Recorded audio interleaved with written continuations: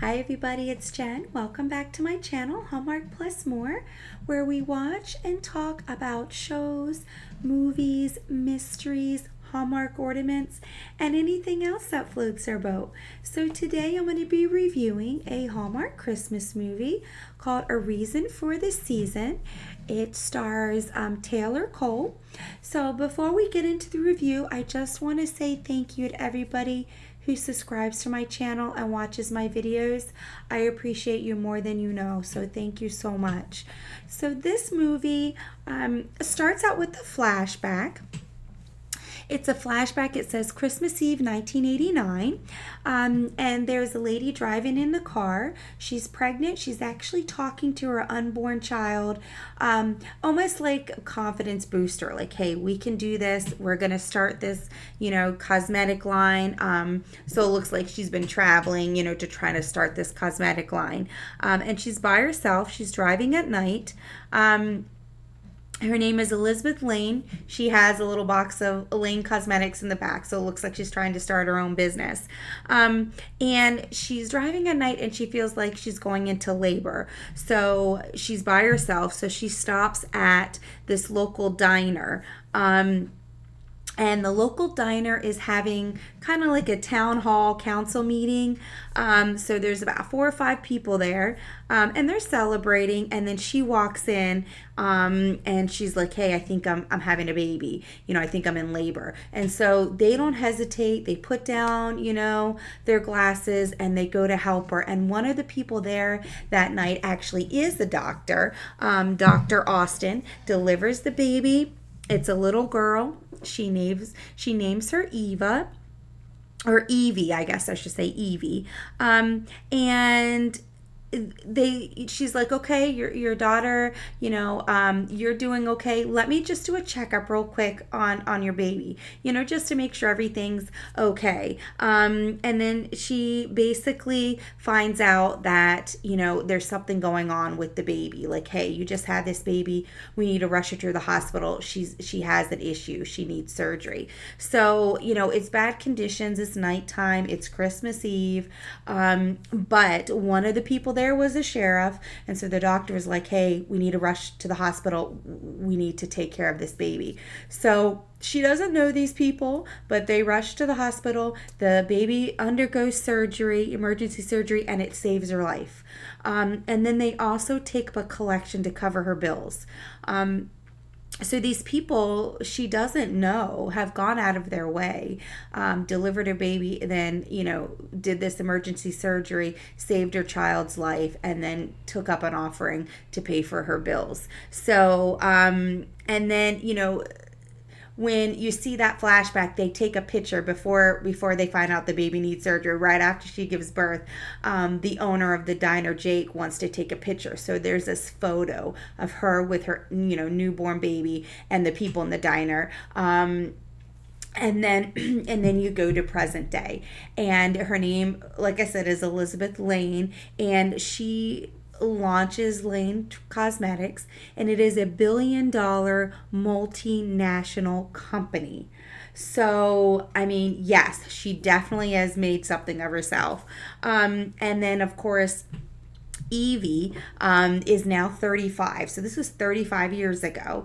And Evie is kind of spoiled. I mean, her mom is a billionaire, and she's lived this lifestyle her whole life. And Elizabeth is like, "Look, you're 35. You still rely on my money. Like, I need to teach you a lesson. You need to learn that, you can't always rely on all this money." She's kind of spoiled. So what she does actually is she wants to teach Evie a lesson, since she says she doesn't really know how to live as normal people, or, she's just spoiled and brought up with all this wealth. So she says, "I was going through some boxes the other day. I came across this photo the night you were born. And I want you to go back to that town, Brookwood, and I want you to find the people in this photo, and I want you to repay them with kindness. Not money. I want you to repay them with kindness." So she's like, "I don't want to do that." Like, she's this rich girl, and she doesn't want to go to this town and search for these people. And basically her mom, Elizabeth, says, "Look, you do this, or I will take away your trust fund and your inheritance, and I will give it all to a local charity of my choosing. So she's basically like, and the deadline is Christmas Eve at midnight, which is her birthday, right? Because she was born on Christmas Eve. So she has to, obviously she agrees. And it's all written. Like, it's not just something Elizabeth thought up off her head. She has like written documentation. This is what you're supposed to do. You have to repay them with kindness. Money is no issue, obviously, whatever they want, but it has to be, their Christmas wish. You can't just throw money at them. And it's all legal. All the donations have to be, and there's like a checklist. So she has to get an attorney involved, right, for taxes and anything like that. And she has to go under an alias, right? Because she can't tell them who she is. She has to go under an alias, and basically find the people in this photo, find out what their Christmas wish was, and then grant it all before midnight at Christmas Eve. So she goes to stay in the town, Brookwood. She stays at this B&B. The B&B owner is named Evelyn King. And she's really nice. She basically is going under the name Mary Dawson. And she says, hey, do you have a lawyer in town? There's one lawyer in the whole town. So obviously, they're like, yeah, the one lawyer you need to go to. And the lawyer in town is named Kyle Newman. And it's a small town, so he's also the hockey coach, and his law office is in the rink. And she's like, really? You don't have a real office? He's like, no, this keeps costs down, and I apply those costs along to my client. Real down-to-earth guy. But she seems kind of snooty at first.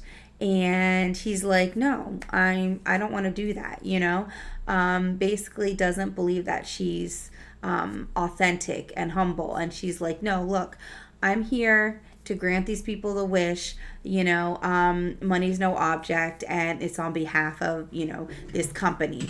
She couldn't tell them who she was. So he looks at it, and eventually, he doesn't want to at first, but he eventually gives in, and he looks at the photo, and he's like, yeah, I know everybody in this photo. And she's like, great, let's go right now. And, Kyle's like, yeah, you can't just walk up to random people and ask them what their Christmas desires are. And he goes, first you need to blend in to the town. You need to have a make under, he calls it. Basically means you kind of have to blend in. And right now, you look like a snobby Hollywood, socialite. You need to wear regular clothes and not look all snooty because you want to let these people let their guard down and really find out what they want, if you're serious about what you want to do. And she's like, okay, you're right. And again, she's not allowed to tell anybody who she is, so everybody thinks she's this Mary person, Mary Dawson, and she's just coming into the town for business. So he goes over everybody in the photo. It happened at Jake's Diner. Jake is the owner of the diner, Jake Marshall.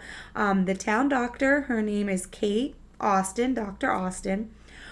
Roy is the fire chief, Roy Garland, and then Claire is Sheriff Bedford. So Claire Bedford is a sheriff. So those are the people that were there. You also find another person that was there that was taking the photo, which you don't find out until later on who that person is.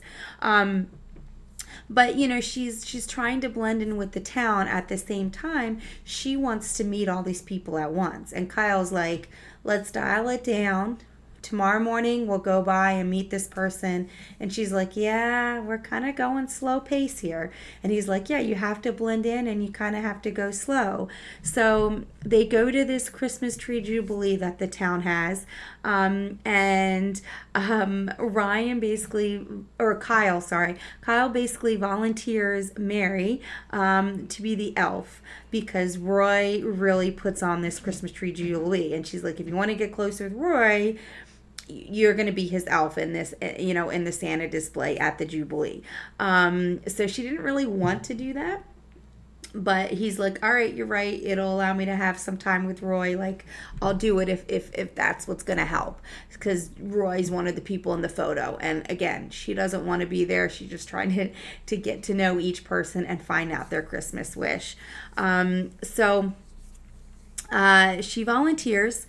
And then later, kind of after the lunch rush, she goes into Jake's diner. Nobody's there. He's putting up Christmas decorations.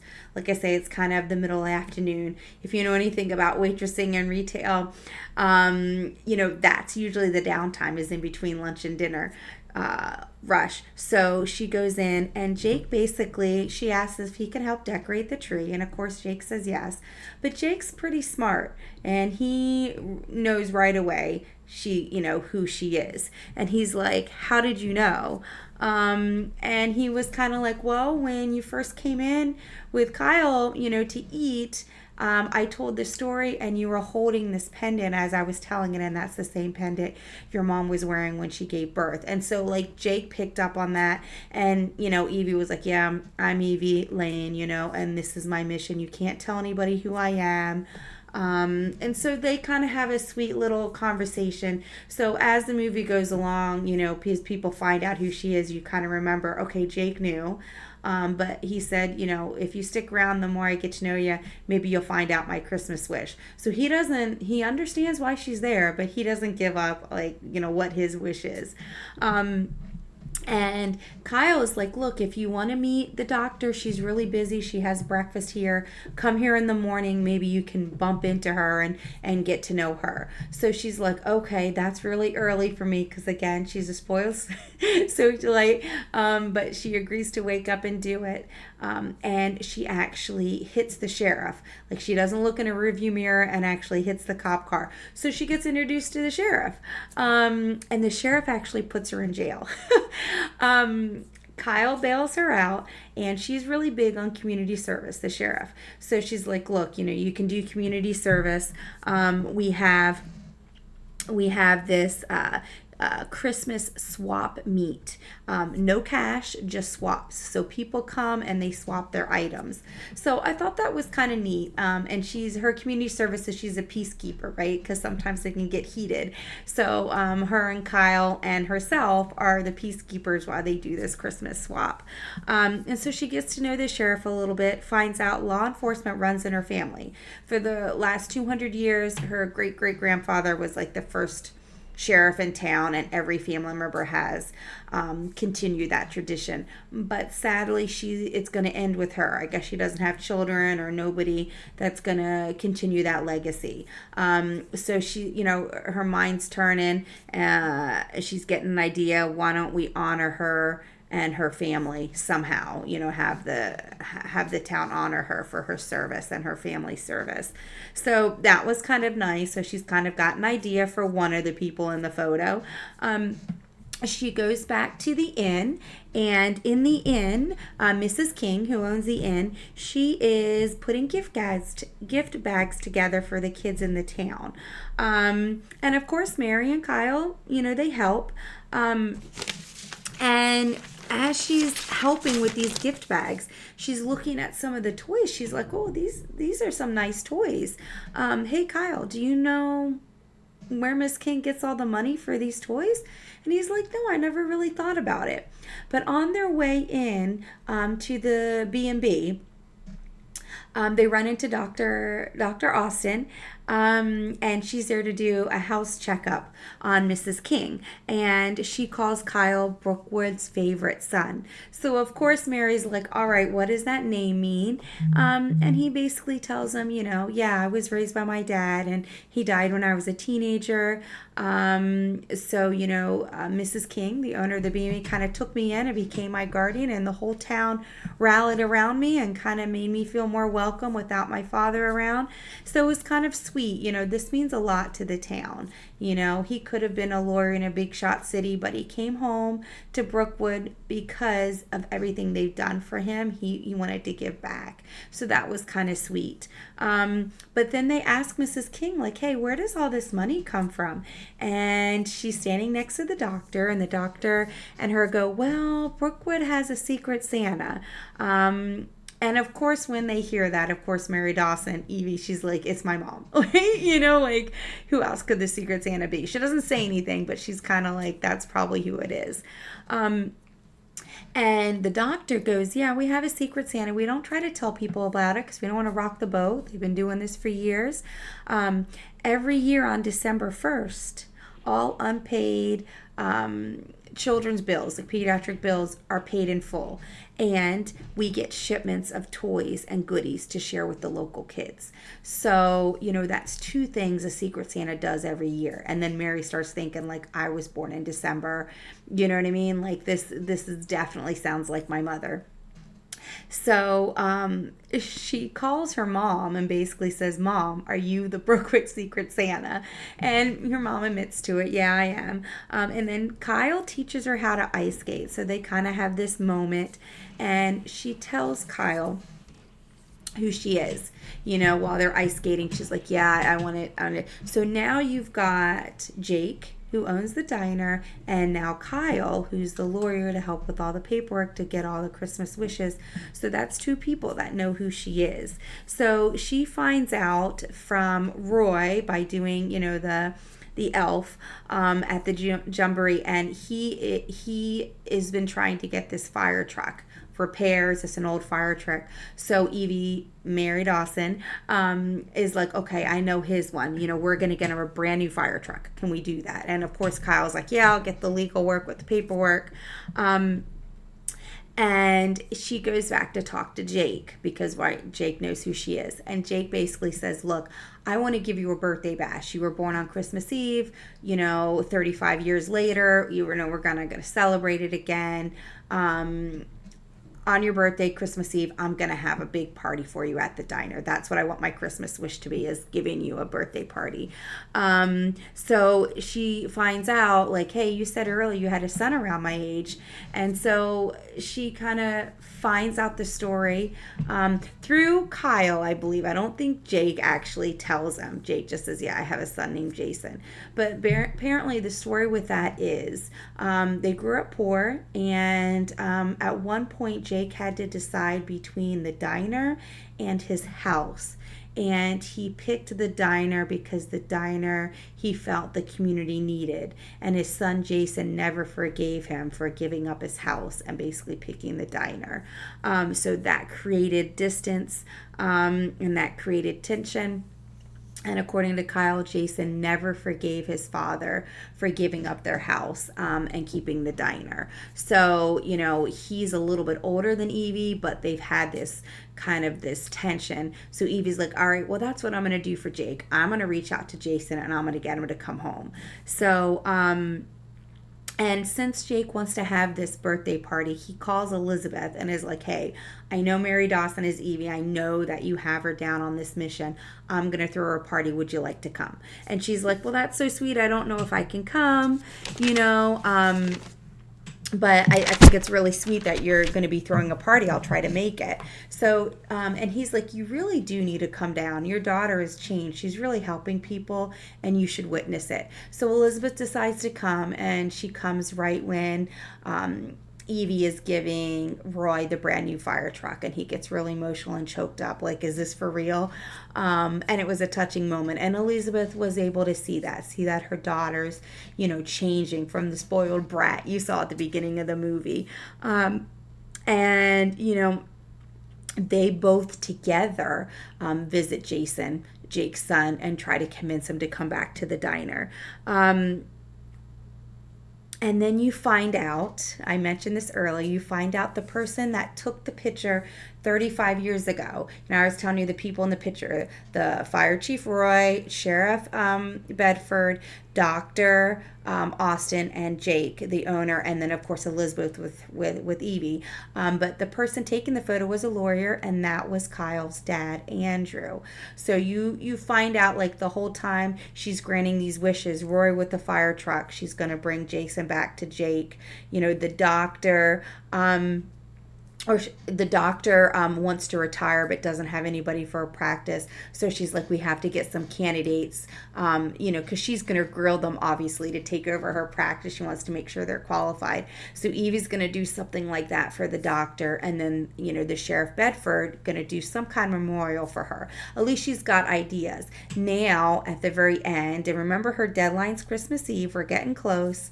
Now she wants to do something for Andrew because he was there too. He took the picture. Like I said, he was a lawyer. He was also the person that started the collection to cover her bills. So he's, a pivotal part in this whole photograph as well, because Elizabeth said, that donation, that was Andrew's idea, helped pay for my bills and allowed me to, pursue Lane Cosmetics, which again is $1 billion multinational company. So, Evie's like, well, Andrew passed because it's Kyle's dad, but now I want to pass on that wish to Kyle. So then, this is on Christmas Eve. So now they're having this Christmas Eve party and Jason walks in. So Jake gets choked up seeing his son come home, and you see them embrace and reunite. And Evie does a speech. Thank you for coming to my birthday party. And basically she says who she is. I think most people already knew, but she says, this is my name, this is who I am, this is what I was supposed to do. And then she goes over the wishes. Roy, we have the fire truck. And, she says to Sheriff Bedford, because she didn't know this, I talked to a designer in New York, one of the best designers, and they're going to design a memorial to honor you and your family for the 200 years of service to the town, which was very touching for, Sheriff Bedford. And then she went over the doctor too, like, here's a list of 30 qualified candidates that are willing to take over your practice. We know that's what you want. So, I mean, it was very touching because she kind of gave out the rest of the wishes, right? Jake's wish, not necessarily his wish. His wish was a birthday party, but they brought his son back. So, everybody is kind of, and Elizabeth makes it, obviously, since she was already in town. So, the last scene in the movie is her going to Kyle, like, what's your wish? It's gone down to you since your dad passed, and his wish is to ask her out on a date. So they kiss, and they might start dating, apparently, is what it shows. But then the movie ends with Kyle, because his dad was the one who took the original photo, so Kyle is taking a photo with everybody in it, right? The sheriff, the doctor, Roy, Jake, Evie, and Elizabeth now, and Jake has the original photo of when she was an infant, and they take another photo. So I thought that was sweet how they ended the movie on that touching moment. We're going to take another photo, and then Jake had the photo, so you could kind of see that, and it was just really sweet. A really sweet movie. The reason it's actually called A Reason for the Season, and I feel like it was a great name for the movie because it just really shows you it's a season of giving, and she sees that in the end. And she even says to her mom's like, you fulfilled it. And she even said to her mom, she says, what I want to do with my trust fund? I want to do more projects like this. I want to give back to communities. I want to create scholarships. I want to, help people. And I want to do it with you, Mom. I want to have some mother-daughter time together and giving back to generosity, acts of kindness. And so I thought there was a great moral to the story. So I liked the movie. I definitely want to give you my Gen rating. I loved the characters. Very believable. I love the progression of the movie. I liked how you saw them young, you saw them older, 35 years later, and you saw how, money isn't an issue. You found out in the movie, Elizabeth has tried to come back to that town several times and is like, look, I'm a billionaire. I want to give money back to you. You saved my life. You saved my daughter's life. I want to repay you. And they were like, no, we don't need money. So that's kind of why she made Evie go undercover with an alias, because these people don't want money. They're just doing it out of the kindness of their heart. You needed help, we helped you. That's just what a good person would do. So I like the moral of that story. So it definitely gave me the feels. I believed the characters. I got great feels after watching that movie. You just want to go volunteer at a shelter or, just give to these amazing charities that are all around us. So I love that. I love feeling good after watching a movie. So for this movie, my Gen rating, I'm definitely going to give this movie 5 gold crowns, only because it just made you feel good. It made you want to go help people, There's so much going on in the world now. If you can watch a movie that makes you feel good and wants to give back, I mean, we should all be doing that, right? It's better to give than to receive. When I give, that feeling lasts longer than receiving a present myself. So I think the feeling of giving is something infectious that we need to spread. So definitely 5 gold crowns. I hope you enjoyed my review. Until the next time, I will see you then. Bye.